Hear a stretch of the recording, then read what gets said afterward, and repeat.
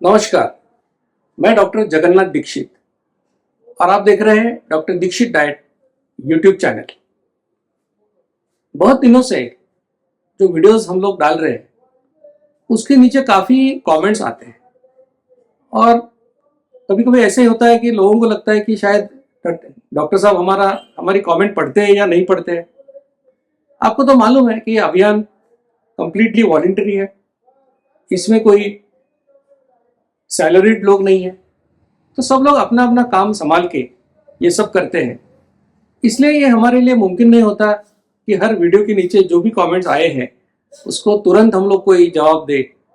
लेकिन ये कोशिश मैं करूंगा अभी कि महीने में एक दिन हम लोग वीडियोस के नीचे जितने भी कमेंट्स आपके आते हैं, आप सवाल पूछते हो, उन पूरे सवालों का जवाब देने की कोशिश मैं करने वाला हूँ। और इस क्वेश्चन आंसर सेशन का ये पहली कड़ी है आज की, जो मैं आपके सामने प्रस्तुत कर रहा हूँ। आपसे फिर एक बार विनती करूंगा कि इस चैनल को आप लाइक करें, सब्सक्राइब करें और शेयर करें ताकि ज़्यादा से ज़्यादा लोगों के पास ये जानकारी पहुंच सके। समीर जोशी जी ने काफ़ी 2-3 बार एक मैसेज 2-3 वीडियोस के नीचे डाला है। उनको जानकारी चाहिए कि ग्लाइसेमिक इंडेक्स और ग्लाइसेमिक लोड, इसके बारे में उन्होंने कहा है कि आप जानकारी दो। अब क्या होता है, कई बार कोई सब्जेक्ट ऐसे होते हैं कि जिसके बारे में अलग वीडियो बनाना जरूरी होता है, लेकिन जब ये चैनल मैंने शुरू किया और ये जानकारी देना चालू किया तो हमारे दिमाग में एक सीक्वेंस था कि किस प्रकार से हम लोग वीडियो लाएंगे, आपके सामने पेश करेंगे। और ऐसा भी कोई वीडियो हम नहीं चाहते कि जो ज़्यादा टेक्निकल हो ताकि लोगों को समझ में नहीं आए और उसका ज़्यादा इतना इम्पोर्टेंस भी ना हो। लेकिन जैसे कि समीर जोशी साहब ने बार बार सवाल पूछा है, तो मैं आपको इस सवाल का जवाब देने की कोशिश करूंगा। अब ग्लाइसेमिक इंडेक्स, इसका मतलब क्या है कि कोई भी पदार्थ जब आप खाते हो तो उसका पाचन होने के बाद कितनी तेजी से ग्लूकोज का लेवल आपके खून में बढ़ता है, इसका जो निदर्शक है, इंडिकेटर है, उसको हम बोलते हैं ग्लाइसेमिक इंडेक्स। अब ये इंडेक्स जितना ज्यादा है, इसका मतलब ऐसे कि उतना जल्दी ग्लूकोज आपके खून में आएगा उस पदार्थ खाने के बाद। अब नेचुरली अगर आपने शक्कर खाई तो तुरंत आपके खून में ग्लूकोज आएगी। तो जिस पदार्थ की ग्लाइसेमिक इंडेक्स ज्यादा है, उसका मतलब ये है कि आपके खून में ग्लूकोज की मात्रा वो जल्दी बढ़ाएगा। अब ये रहा ग्लाइसेमिक इंडेक्स के बारे में। तो डायबिटीज में हम लोग कहते हैं कि भाई जिन पदार्थों की ग्लाइसेमिक इंडेक्स कम है, ऐसे पदार्थ आप खा सकते हो। दूसरी जो उन्होंने संकल्पना पूछी है वो है ग्लाइसेमिक लोड। अब ये ग्लाइसेमिक लोड का मतलब क्या है, क्योंकि ये ग्लाइसेमिक इंडेक्स किस चीज के ऊपर डिपेंड होता है, तो ये आपके खाने में कार्बोहाइड्रेट, कर्बोदक की मात्रा कितनी है, इसके ऊपर ये डिसाइड होता है। तो अगर किसी पदार्थ की ग्लाइसेमिक इंडेक्स बहुत ज्यादा है लेकिन वो पदार्थ आप सिर्फ 1 या 2 ग्राम ही खाते हो, तो उसका असर क्या होगा। और दूसरा कोई पदार्थ है कि जिसका ग्लाइसेमिक इंडेक्स कम है लेकिन आप वो 400 ग्राम खाते हो, तो कहने का मतलब है कि उससे ओवरऑल कितना ग्लूकोज आपके खून में आएगा। तो ये डिसाइड होता है एक फॉर्मूला के तहत, उसको बोलते हैं कि glycemic load is equal to glycemic index into उस पदार्थ में जितना कार्बोहाइड्रेट परसेंट है। जैसे 30% है, जैसे आपने गेहूं खाया तो 80% है, चावल खाया 80% है, तो वो 80% 80 divided by 100 into glycemic index, तो ये आपको देता है ग्लाइसेमिक लोड। तो हम लोगों को सिर्फ ग्लाइसेमिक इंडेक्स नहीं लेकिन ग्लाइसेमिक लोड की तरफ भी ध्यान देना पड़ता है। अब इस मुश्किल से आपको मैं निकालना चाहता हूं, क्योंकि ये जब हम लोग खाते हैं तो आपने कभी दुकान में जाके ये बोला है कि मुझे ग्लाइसेमिक इंडेक्स 50 वाला पदार्थ चाहिए या 80 वाला चाहिए, ऐसा तो नहीं कहा। आपने कहा गेहूं चाहिए, चावल चाहिए, मूंगफली चाहिए, ऐसे ही हम लोग लेते हैं। अगर आप जो सीक्वेंस हमने इस लाइफस्टाइल में बताया है उसको ठीक तरह से सोचेंगे, समझेंगे, आपको पता चलेगा। क्योंकि हम सिर्फ गेहूं नहीं खाते, हम सिर्फ चावल नहीं खाते, हम सिर्फ आलू नहीं खाते, लेकिन हम पूरा खाना खाते हैं। तो इस पूरे खाने का ग्लाइसेमिक इंडेक्स और ग्लाइसेमिक लोड समझना बहुत जरूरी है। तो जो सीक्वेंस हमने आपको बताया है कि पहले आप ड्राई फ्रूट खाओ, उसके बाद में सैलड खाओ, उसके बाद में स्प्राउट खाओ या बॉइल्ड एग्स खाओ, और उसके बाद में जो घर में बना है वो खाना आप खाओ। अगर इस प्रकार से आप करोगे तो मुझे यकीन है समीर जी कि आपको ये ग्लाइसेमिक इंडेक्स और लोड इसके बारे में ज्यादा सोचने की जरूरत नहीं पड़ेगी। योगिता इंग्लिश जी है, इन्होंने एक अच्छा सवाल पूछा। उन्होंने कहा कि सर आप जेस्टेशनल डायबिटीज के बारे में भी एक वीडियो बनाइए, और मैं यकीन देता हूं कि जल्दी ही हम इसके ऊपर वीडियो बनाएंगे। एक और हमारे दोस्त हैं प्रेम कुमार सुतार जी, उन्होंने कहा है कि पनीर फूल के बारे में आप वीडियो बनाइए।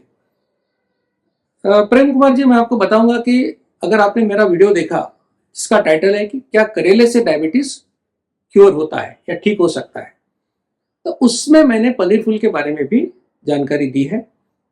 तो मुझे यकीन है कि इसके लिए कोई और वीडियो बनाने की जरूरत नहीं है, ऐसा मुझे लगता है।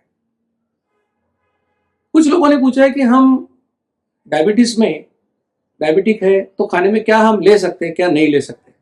नागेश अरस जी ने पूछा है कि जब खाना खाते हैं तो उस समय अगर हमने ब्लैक कॉफी ली या कॉफी ली तो उसमें हम स्वीटनर डाल सकते हैं। तो डायबिटिक को हमने बताया कि आप खाने में भी मीठा नहीं ले सकते।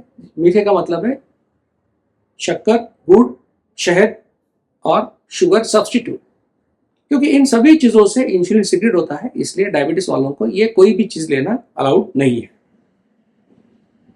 निरंजन रांझेकर ने पूछा है कि क्या सब्जा जो होता है सीड्स, उससे इंसुलिन सीक्रेट होता है। तो देखिए कि हमने तो हर चीज के बारे में ये प्रयोग नहीं किए है कि किस चीज से इंसुलिन निर्माण होता है, लेकिन आमतौर पर यह बात है कि जिस चीज में कार्बोहाइड्रेट है उससे इंसुलिन जरूर निर्माण होगा। लेकिन अगर आपको चाहिए कि हम सब्जा सीड खा के इंसुलिन निर्माण होता है कि नहीं, इसका प्रयोग अगर आप करना चाहते हो तो आप कर सकते हो। इसका विधि बहुत आसान है। आप सब्जा सीड जिस भी फॉर्म में लेते हो, जैसे कि आपने शरबत में या कुछ किसी जूस के साथ ले रहे हो, कैसे भी ले रहे हो, तो लेके आप लैब में चले जाइए खाली पेट। अगर आप सुबह 8 बजे गए तो 8 बजे आपका एक ब्लड सैंपल दे दीजिए। उसके बाद में जो सब्जा सीड आपको खाना है उस प्रकार से खाइए। 10 मिनट के बाद और एक बार ब्लड दीजिए, और 50 मिनट के बाद यानी 8 बजे एक, 8:10 पे एक और 9 बजे एक, ऐसे आप खून के सैंपल दीजिए और उसको बताइए कि मुझे इंसुलिन लेवल चेक करना है। या कि उसको याद दिला दीजिए कि आपको इंसुलिन देखना है, ग्लूकोज नहीं देखना है, तो आमतौर पर ये गलतफहमी हो जाती है। तो अगर आपको रिपोर्ट जब मिलेंगे तो आपको अगर पता चला कि भाई 8 बजे मेरा इंसुलिन 10 था, 8:10 पे वो 8 हो गया और 9 बजे वो 6 हो गया, इसका मतलब क्या हुआ कि भाई इंसुलिन निर्माण नहीं हुआ, तो आप वो सब्जा सीड खा सकते हो। अगर ऐसा हुआ कि आपका 8 बजे 10 है, उसके बाद में 10 मिनट के बाद 12 हो गया, बाद में 15 हो गया, इसका मतलब आप सब्जा सीड से इंसुलिन निर्माण हुआ। तो इस प्रयोग के बाद आप डिसाइड कर सकते हो कि आपको वो लेना है या नहीं लेना है। प्रैग्मेटिक इंडियन ने पूछा है कि कैन डायबिटिक टेक पपाया। अब हमने कहा है डायबिटीज में कि भाई आपको फ्रूट कोई नहीं खाना है 3 महीने के लिए। अब पपाया तो फ्रूट ही है, तो इसलिए आप फ्रूट नहीं खा सकते हो। रविंद्र पाटिल जी ने पूछा है कि 3 महीने तो ठीक है, हमने फ्रूट नहीं खाए, हमारा HbA1c कम हो गया, तो अभी हम कौन से फल खा सकते हैं। तो देखिए कि पहले तो हमने कहा कि आपको 3 महीने, जब तक कि आपका HbA1c 5.6 के नीचे नहीं जाता, आप कोई भी फल मत खाओ। हमने तो कहा 3 महीने, आप हो सकता है कि आपको ये होने में 6 महीने लग सकते हैं, 9 महीने लग सकते हैं। तो फल खाना हमारे लिए कोई बहुत जरूरी बात नहीं है, ये आप याद रखिए। और एक बार आप नॉन डायबिटिक हो जाओ तो उसके बाद में हम आप बोलते हैं कि जो खट्टे फल है वो आप खा सकते हो और खाने की शुरुआत में खाओ। और उसके बाद में जब आपकी ये नॉन डायबिटिक स्टेटस काफी दिन अच्छा वैसे ही रहेगा 3 महीने, उसके बाद में हम बोलते हैं कि भैया आप जो भी फल खाना है आप खा सकते हो, लेकिन खाने की शुरुआत में खाओ। या और बाद में खुद के ऊपर आप एक्सपेरिमेंट करो। क्या आपने फल खाया तो बाद में आपका 3 महीने के बाद HbA1c क्या हुआ, देखो। अगर फल खाने के बावजूद HbA1c 5.6 के नीचे ही रहा, इसका मतलब आप अभी फल खा सकते हो। तो इस हिसाब से आपको खुद के ऊपर एक्सपेरिमेंट करके देखना है, लेकिन यकीनन डायबिटिक के पेशेंट को पहले 3 महीने या जब तक उसका SbA1c 5.6 के नीचे नहीं आता कोई भी फल नहीं खाना है। मुझे यकीन है कि आपको ये सवाल जवाब का सेशन अच्छा लगा होगा और इससे आपको लाइफस्टाइल करने का मोटिवेशन भी मिला होगा। आपकी प्रॉब्लम अगर सॉल्व हो गए तो नेचुरली आप ये लाइफस्टाइल अच्छी तरह से कर सकोगे। मैं आपसे फिर एक बार विनती करूंगा कि ये जानकारी आप आपके दोस्तों के साथ, रिश्तेदारों के साथ, खास करके जो डायबिटीज से मरीज है डायबिटिक के, उनके साथ जरूर साझा कीजिए। और इस जानकारी आपको सबसे पहले मिलने के लिए इस चैनल को लाइक करें, सब्सक्राइब करें और शेयर करें। और आपके दिल में जो भी सवाल है वो इस वीडियो के नीचे भी जो कमेंट्स बॉक्स में आप अपना कमेंट लिख सकते हो। फिर से आपका मैं शुक्रिया अदा करूंगा और आपको मधुमेह मुक्त जीवन की शुभकामनाएं दूंगा। धन्यवाद।